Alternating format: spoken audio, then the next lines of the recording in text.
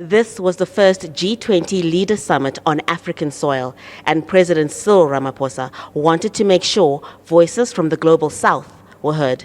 A declaration pushing for a more inclusive developmental agenda was adopted earlier than expected, despite opposition and a boycott by the United States.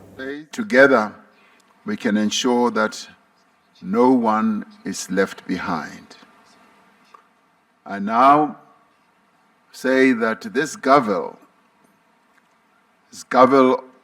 of this G20 summit formally closes this summit and now moves on to the next president of the G20, which is the United States, where we shall see each other again next year.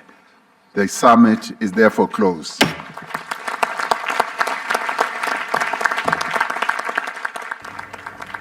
The U.S. now takes over the rotating G20 presidency with a summit in Miami.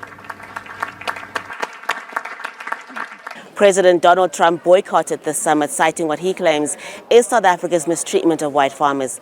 The Johannesburg Leaders' Declaration was done without U.S. input. We're happy! We're happy!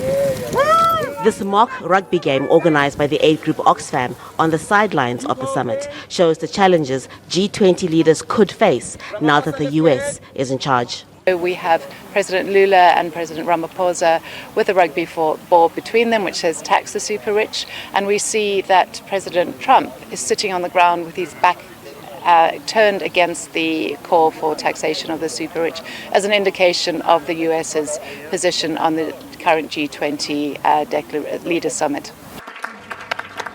President Donald Trump has made it clear he does not agree with South Africa's developmental agenda of promoting issues such as solidarity, fighting climate change and debt reduction.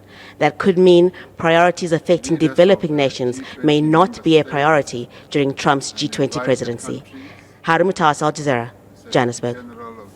Don't miss out. Get the full picture. Subscribe to Al Jazeera for reliable news, expert insight. Like, share, stay ahead.